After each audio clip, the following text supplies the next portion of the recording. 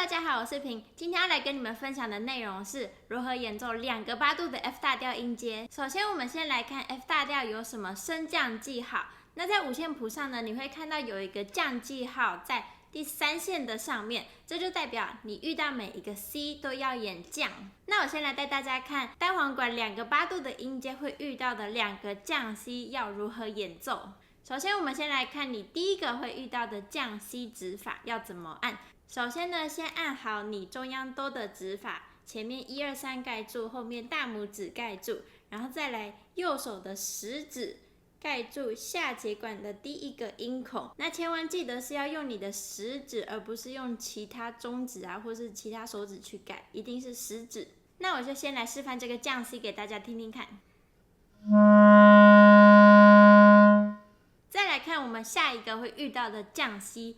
它的指法呢有一个特别需要注意的地方。首先呢是你的左手食指用你的第一个关节的侧面，就是你指甲跟指腹之间的这个位置，去按在你还原拉的按键下方。记得不要去按到太上面去，用你的指腹去按，就是用手指的侧面按这个按键的下方就好。再来是你的左手大拇指，也是用你指腹靠近指甲的这个地方去按你的高音键，然后也是按在这个键的下方就好了，不要按到太上面去。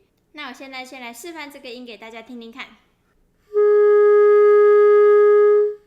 那为什么我刚刚一直强调手指按的位置这么重要呢？因为你等一下在转换音的时候啊，那你用你左手的食指跟大拇指侧面去按上面的这2个按键的时候呢，等一下你按到哆的时候，你就是可以用转下来的方式去按住上面的音孔，而不用去上下的移动它。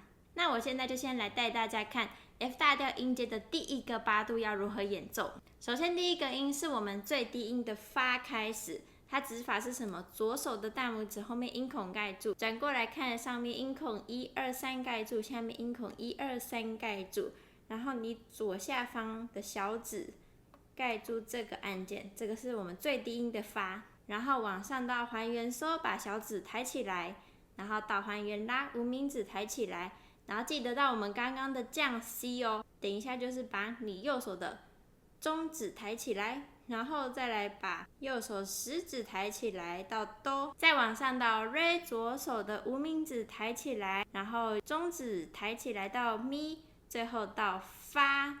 这个就是我们第一个8度 F 大调音阶的指法。那我现在先来演奏第一个8度的上行给大家看。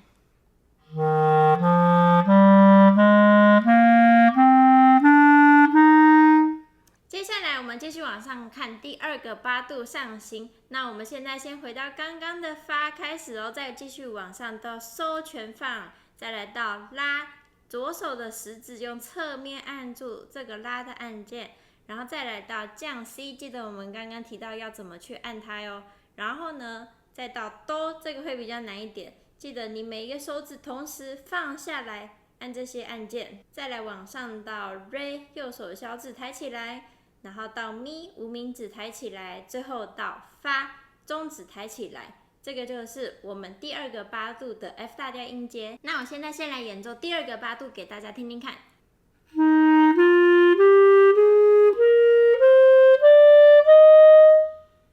那上行都学会后，我们现在来挑战看看能不能上下行一起演奏。